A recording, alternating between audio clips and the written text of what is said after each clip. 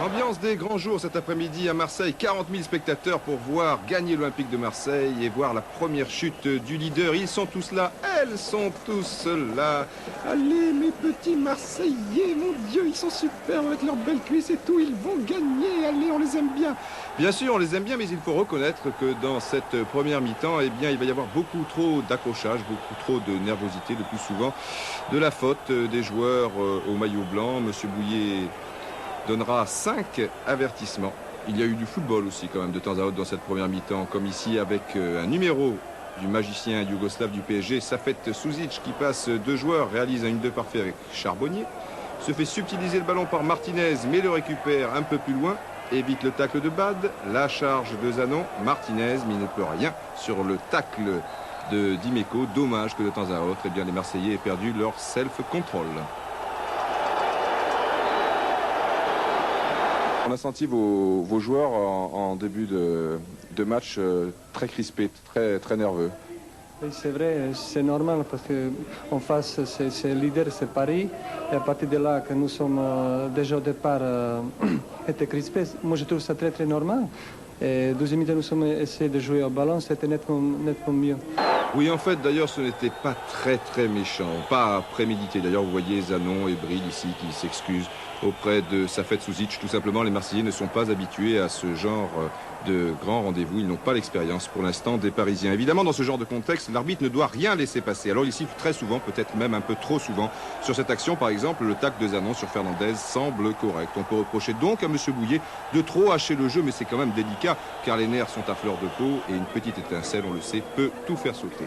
Il y a quand même eu 3 belles occasions dans cette première mi-temps. 2 pour les Parisiens, avec à la suite de cette ouverture de Jacques, un tir un peu trop croisé de Vermeulen, le même Vermeulen qui ouvre bien sur Safet Suzic, parti à la limite du hors-jeu, mais il a 2 joueurs marseillais assez basques et il échoue finalement assez logiquement sur Bell. Rocheteau est bien placé, mais Suzic ne peut rien à la suite de ce bon tacle d'Anigo. Et puis pour le Marseillais, un but leur sera refusé. C'est assez logique car Jackie Bonnevet indiscutablement est largement en position de hors-jeu au départ de cette action.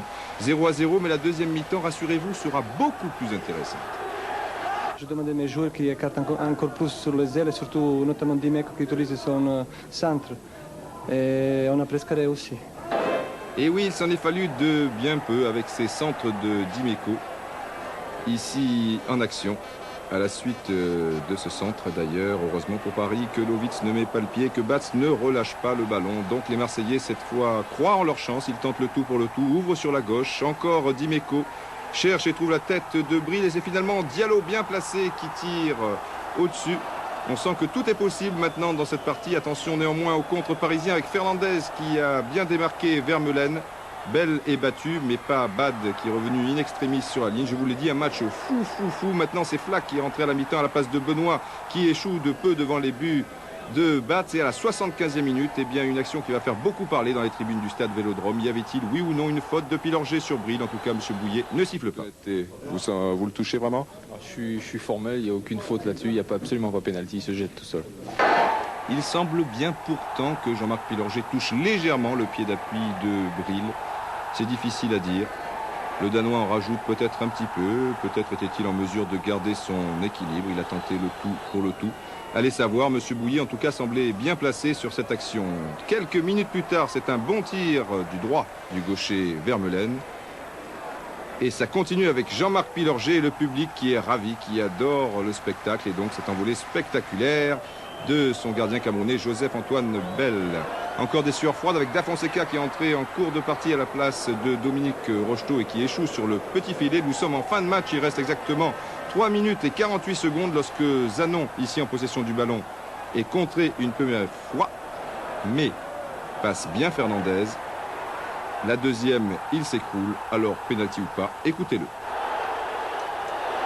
J'ai été trahi la dernière fois contre Laval, j'ai dit qu'il n'y avait pas pénalty alors que M. De Zayas avait sifflé. J'ai été honnête, cette fois-ci je suis encore honnête, j'affirme qu'il y a pénalty, mais enfin je sais ce que c'est que d'être arbitre. J'ai essayé moi d'arbitrer des équipes et c'est pas facile, en plus devant 40 000 personnes à 5 minutes de la fin.